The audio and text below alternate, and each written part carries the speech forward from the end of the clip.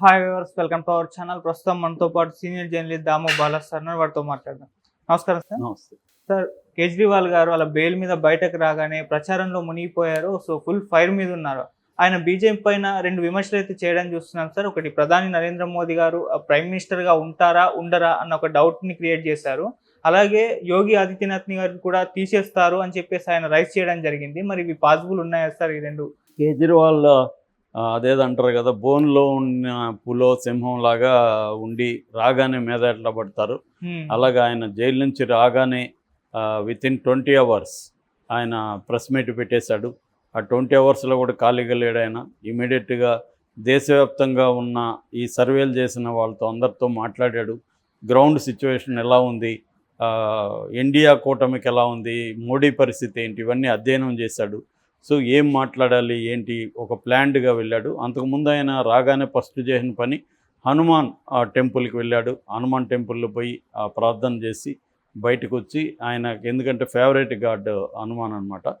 So ఆయన మోడీ కంటే పెద్ద హిందుత్వవాది అనేది ఆయన చెప్పుకుంటుంటాడు. అలాగా ఆయన స్టార్ట్ చేశాడు. ఆయన ప్రధానంగా మోడీ మీద అనేక విమర్శలు చేశాడు, కానీ అందులో 2 ప్రశ్నలు అడిగాడు మోడీని. ఒకటేమో, నువ్వు ప్రధానమంత్రిగా ఉండబోతున్నావా లేదా, ఎందుకంటే నెక్స్ట్ సెప్టెంబర్కి, నెక్స్ట్ ఇయర్ 2025 సెప్టెంబర్కి మోడీకి 75 ఏళ్ళు వస్తాయి. మోడీనే ఒక రూల్ తీసుకొచ్చాడు బీజేపీలో. అదేంటంటే 75 ఏళ్ళు దాటిన వాళ్ళు ఏ పదవుల్లో కూడా ఉండకూడదు అని. మరి ఆ రకంగా మోడీ దిగిపోవాలి కదా అనేది ఆయన అడిగిన ప్రశ్న. సో నెక్స్ట్ ప్రైమ్ మినిస్టర్ ఎవరు అనేది ఆయన వేశాడు. సో రెండవ ప్రశ్న కాదు, అది స్టేట్మెంటు. అదేంటంటే మోడీ అధికారంలోకి రాగానే 2 నెలల్లో యోగి ఆదిత్యనాథ్ను తీసేయబోతున్నాడు అనేది కూడా ఆయన స్టేట్మెంట్ ఇచ్చాడు. దీనికి ఆయన సపోర్ట్ చేసుకోవడానికి కూడా ఏంటంటే, అద్వానీని తీసేశారు ఆల్రెడీ, మురళీ మనోహర్ జోషిని పీకేశారు, శివరాజ్ సింగ్ చౌహాన్ మధ్యప్రదేశ్ ఆయన్ని తీసేశారు, రాజస్థాన్ వసుంధర రాజేని పక్కన పెట్టారు, మనోహర్ లాల్ ఖట్టర్ని తీసేశారు, రమణ సింగ్ ఛత్తీస్గఢ్ ఆయన పీకేశారు. ఇలాగ ఏంటంటే మోడీ ఇటు ప్రతిపక్షాలని లేకుండా చేస్తున్నాడు. ప్రతిపక్షానికి సంబంధించిన హేమంత్ సోరెన్ని జైల్లో పెట్టాడు, నన్ను జైల్లో పెట్టాడు. సో మా ఇద్దరిని చేశాడు. అలాగే ప్రతిపక్షంలో ఎవరున్నా కూడా వాళ్ళని మారుస్తున్నాడు. రెండవది, తన పార్టీలో ఉన్న వాళ్ళని కూడా ఎవరైనా నాయకులుగా ఎదుగుతుంటే వాళ్ళని పక్కన పెట్టేస్తున్నాడు, వాళ్ళని రానియకుండా చేస్తున్నాడు అనేది ఆయన ఈ 2 విషయాలని బలంగా తీసుకొచ్చాడు. నిజానికి 2 విషయాల్లో కూడా వాస్తవం ఉంది. ఎందుకంటే ఆయన చెప్పిన లిస్ట్ అంతా కూడా కరెక్టే. అదే కాకుండా ఇంకా ఆయన ఫర్ ఎగ్జాంపుల్ వెంకయ్య నాయుడిని పక్కన పెట్టారు, కర్ణాటకలో పక్కన పెట్టారు సీఎంలని. అలాగా తమకి ఇబ్బంది కలిగిస్తారు లేదా వీళ్ళు ఇండిపెండెంట్ లీడర్గా తనని రేపొద్దున తనకి థ్రెట్ అవుతారు అనుకునే వాళ్ళందరినీ కూడా మోడీ ఎక్కడా ఎదగనీయట్లేదు, రీజనల్ లీడర్స్ని. సో ఇప్పుడు మోడీకి ఏకైక ఇబ్బంది యోగితోనే. ఎందుకంటే నెక్స్ట్ ఆల్రెడీ ఒక పుకారు ఎలా ఉందంటే, నెక్స్ట్ కాబోయే ప్రధానమంత్రి యోగి అవుతాడు. ఎందుకంటే అమిత్ షా కంటే యోగికి మంచి ఫాలోయింగ్ ఉంది దేశవ్యాప్తంగా. అమిత్ షా ఏంటంటే ఒక మంచి మేనేజర్ లాంటి వాడే. ఇప్పుడు మనం సినిమా తీస్తుంటే మేనేజర్ని పెట్టుకుంటాం. ఒక మంచి మేనేజర్ వేరు, లీడర్ వేరు. సో ఆయన లీడర్షిప్ అనేది పెద్దగా లేదు, కానీ మంచి బ్రహ్మాండమైన మేనేజర్. మేనేజ్ థింగ్స్, ఎటువంటి విషయాలైనా కూడా డీల్ చేయడంలో అమిత్ షా బెస్ట్. కానీ ఒక పార్టీని నడిపించడానికి అది సరిపోదు, ఒక కరిష్మా కావాలి పార్టీ. అది యోగికి ఉంది, ఆ కరిష్మా ఉంది. యోగికి ఒక బ్రహ్మాండమైన ఫాలోయింగ్ ఉంది. ఇక్కడ కూడా తెలుగులో నేను ఎప్పుడైనా యోగి మీద 1 or 2 చేస్తుంటాను. దాంట్లో ఆయన ఎన్కౌంటర్లు చేస్తున్నాడు, లీగల్గా వెళ్ళట్లేదంటే కూడా తీవ్రమైన నా మీద అటాక్ చేస్తున్నారు. అంటే యోగి భక్తులు అన్ని చోట్ల అంత యోగి భక్తులు ఉన్నారనమాట. సో దీనికి ఈయన చెప్పాడు. అయితే దీన్ని నమ్మాలి కదా ఈ 2 విషయాలు కూడా. మరి కేజ్రీవాల్కి ఏ ధైర్యంతో చెప్పాడు అన్నప్పుడు 2 విషయాలు. ఒకటి ఆల్రెడీ మోడీ తర్వాత పిఎం ఎవరు అనే చర్చ అయితే దేశవ్యాప్తంగా ఉంది. అందుకని మోడీకి ఈ మధ్య పర్సంటేజ్ కూడా తగ్గింది. ఇంతకుముందు 55-60% ఆయన్ని మోడీని పిఎం చేయాలనుకుంటుంటే ఇప్పుడు 46-48%లేకి వచ్చేసింది. ఎవరైనా మోడీ అనే కాదు, ఏ పార్టీ నాయకుడైనా 10 ఏళ్ళు పరిపాలిస్తే ఖచ్చితంగా యాంటీ ఇన్కంబెన్సీ అనేది ఉంటుంది. ఎందుకంటే అన్ని సెక్షన్ల ప్రజల్ని సంతృప్తిపరచడం అనేది సాధ్యం కాదు. ఖచ్చితంగా అభివృద్ధికి వెనకబడిపోయి ఉంటారు చాలా సెక్షన్లు. చాలా సెక్షన్లకి అనుకున్న ఆస్పిరేషన్స్ని నెరవేర్చలేకపోవచ్చు. ఇలాంటివి రకరకాల కారణాలతో పడిపోతుంది గ్రాఫ్ ఎవరికైనా. ఏదేమైనా మోడీకి 75 వస్తున్నాయనే పాయింట్ కూడా చెప్పాడు. ఎందుకంటే ఈ 75 రూల్ ఎందుకు తెచ్చాడు మోడీ? అద్వానీ, మురళీ మనోహర్ జోషి వాళ్ళు లాంటి వాళ్ళని పక్కన పెట్టడానికి తెచ్చాడు. కానీ తనకు అది అప్లై అవుతుందా? అవ్వదు. అందుకనే ఆల్రెడీ సడలించేశారు. హేమాలిని లాంటి వాళ్ళని ఫర్ ఎగ్జాంపుల్ 76 ఏళ్ళు ఆమెకి ఎంపీ టికెట్ ఇచ్చారు. అలాగా ఆల్రెడీ దాన్ని పక్కన పెట్టారు. సో ఇప్పుడు ఈ విమర్శకి ఇమీడియట్గా ఇటు యోగి ట్వీట్ చేశాడు, ఇటు అమిత్ షా మీడియాతో మాట్లాడాడు. Amit Shah no replacement for Modi అని కూడా క్లియర్గా చెప్పేశాడు. మోడీకి ఇంకెవరు రిప్లేస్ లేదని. అంటే ఆయన బతికి యాక్టివ్గా ఉన్నంతకాలం ఆయనే పిఎం క్యాండిడేట్, ఇంకెవరు ఉండరు అనేది పిఎం డిక్లేర్ చేశారు. అట్లాగే యోగి కూడా అదే డిక్లేర్ చేశారు. కాకపోతే ఏంటంటే యోగి విషయంలో ఒక ప్రాబ్లం ఉంది. అదేంటంటే రాజ్పుట్ యాంగిల్ యోగికి ఉంది. 2 యాంగిల్స్ ఉన్నాయి. ఫస్ట్ రాజ్పుట్ చెప్తాను. రాజ్పుట్ ఏంటంటే ఆల్రెడీ బీజేపీకి రాజ్పుట్స్ మధ్య గొడవ జరుగుతుంది. దీనికి కారణం ఏంటంటే యూనియన్ మినిస్టర్ పరుషోత్తం రూపాల అనే అతను గుజరాత్ ఎన్నికలకు ముందు గుజరాత్లో ఒక దళిత మార్చ్ జరిగింది. ఎందుకంటే ఈ పరుషోత్తం రూపాల అనే వ్యక్తి కడవా పటేదార్ కమ్యూనిటీ అనమాట.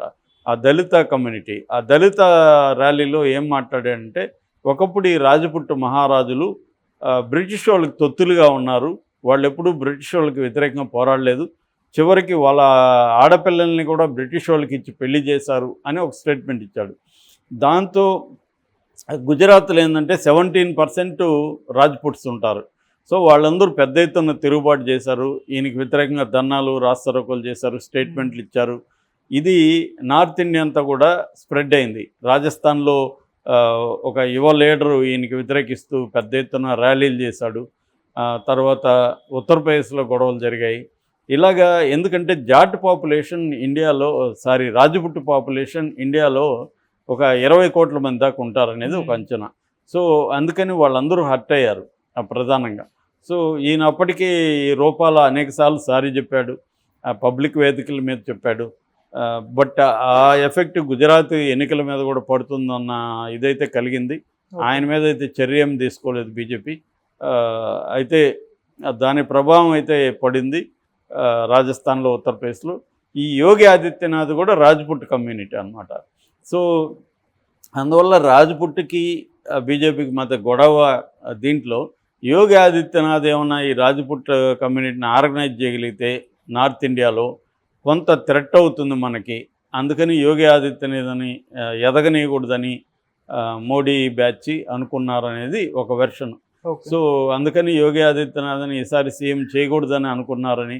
అయితే అది గ్రహించిన యోగి ఆదిత్యనాథ్ తన పావులు కదిపి బీజేపీలో బిఎల్ సంతోష్ లాంటి నాయకులను పట్టుకొని తను ఆర్గనైజ్ చేసి, అంటే నాకు కానీ ఇవ్వకపోతే చాలా పెద్ద ఎత్తున రిపర్కషన్స్ ఉంటాయి బీజేపీలో అని ఒక థ్రెట్ క్రియేట్ చేశాడు అన్నది ఒక వెర్షను. దీనికి నేపథ్యం ఏంటంటే రెండో పాయింట్, యోగి ఆదిత్యనాథ్ బ్యాక్గ్రౌండ్ని మనం పరిశీలిస్తే అతనికి ఎప్పుడు బీజేపీతో ఫ్రెండ్లీ రిలేషన్స్ లేవు క్లియర్గా. అంటే 100% ఫ్రెండ్లీ రిలేషన్స్ లేవు. లవ్ హేట్ అంటారు కదా, అంటే అట్లాంటిది ఉంది. దానికి ఆయన నేపథ్యం కూడా కారణం. ఆయన బేసిక్గా ఏంటంటే అసలు పేరు ఆయన అజయ్ మోహన్ సింగ్. ఆయన మ్యాథమెటిక్స్ గ్రాడ్యుయేటు. దాని తర్వాత ఆయన ఏం చేశాడంటే అక్కడ గోరఖ్నాథ్ ఇది ఉంటుంది, మట్టి ఉంటుంది అనమాట, గోకుల్నాథ్ మట్టి అంటారు. ఈ గోకుల్నాథ్ మట్టిలో చేరాడు. వాళ్ళ గురువు వచ్చి అవైద్యనాథ్ అనమాట. ఇలా నాథ్ సంప్రదాయం అంటారు, దాంట్లో చేరాడు అనమాట. అయితే వాళ్ళు పొలిటికల్గా కూడా యాక్టివ్గా ఉంటారు ఈ సంప్రదాయంలో ఉన్నవాళ్ళు. ఈయన అలాగా ఫస్ట్ వీళ్ళ గురువు అవైద్యనాథ్ మహంత్గా ఉన్నాడు. మహంత్ అంటే ముఖ్యమైన ప్రధాన పూజారిని మహంత్ అంటారు అనమాట. అలాగా ఉండి ఆయన వీళ్ళ గురువు,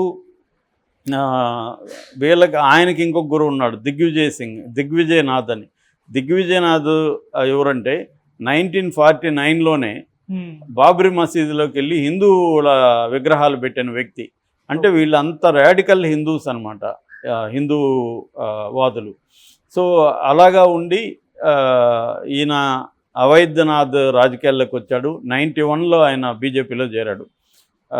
అయితే ఆ తర్వాత ఆయన శిష్యుడిగా ఈయన కూడా రంగంలోకి దిగాడు. ఈయన 98లో ఫస్ట్ బీజేపీ నుంచి ఎంపీగా గోరఖ్పూర్ నుంచి కంటెస్ట్ చేశాడు. ఎవరు? యోగి. హిందూ వాహిని అని ఒకటి పెట్టాడు. అది సొంతంగా తను ఆ వాహిని తనను ప్రమోట్ చేసుకోవడం, హిందూ మతానికి సంబంధించి చేయడం, ముస్లింలకు వ్యతిరేకంగా చాలా డ్రాస్టిక్ నిర్ణయాలు తీసుకోవడం. ఈయన స్టేట్మెంట్లు కూడా కొన్ని ఉంటాయి. ఒక హిందువుని చంపితే 100 ముస్లింలను చంపుతాం, ఒక హిందూ అమ్మాయిని ముస్లింలు పెళ్లి చేసుకుంటే 100 ముస్లింల అమ్మాయిని హిందువులు పెళ్లి చేసుకుంటారు. ఇలాంటి స్టేట్మెంట్లు కూడా ఆయన బలంగా ఇచ్చాడు. అట్లాగే దాదాపు 5 లక్షల కోట్ల విలువైన దాని ఏమంటారు స్లాటర్ హౌసులు కావచ్చు, ఈ తోళ్ల పరిశ్రమలు కావచ్చు, ట్యానరీస్ అంటారు, వీటన్నిటిని కూడా క్లోజ్ చేయించాడు అన్నమాట. అట్లాంటి డ్రాస్టిక్ స్టెప్స్ తీసుకుంటాడు. అట్లాగే బీజేపీకి ఈయనకి మధ్య అనేకసార్లు గొడవలు కూడా ఉన్నాయి. ఫర్ ఎగ్జాంపుల్ 2007లో ఎమ్మెల్యే ఎలక్షన్లో దాదాపు 70 మంది రెబల్స్ని ఈయన నిలబెట్టడానికి రెడీ అయిపోయాడు. ఆ తర్వాత బీజేపీ నేషనల్ పార్టీ వాళ్ళు కాంప్రమైజ్ అయ్యారు. అట్లాగే 2009లో కూడా ఈ చాలామంది బీజేపీ క్యాండిడేట్లను ఓడించమని ఈయన పిలిపించినట్టుగా చెబుతారు. సో ఏదేమైనా ఈయనకు ముందు నుంచి కూడా ఇటు వీళ్ళ గురువులు అవైద్యనాథ్ వీళ్ళ ఆశీస్సులు ఉండడం, తర్వాత ఆర్ఎస్ఎస్, హిందూ మహాసభ అశోక్ సింఘాల్ కానీ, ఆర్ఎస్ఎస్కి సంబంధించిన రాజేంద్ర సింగ్ కానీ, ఎల్కే అద్వానీ కానీ, వీళ్ళందరి ఆశీస్సులు యోగి ఆదిత్యనాథ్కి ఉన్నాయి. అందుకని యోగి ఆదిత్యనాథ్ సీఎం చేయాల్సిన పరిస్థితి ఏర్పడింది.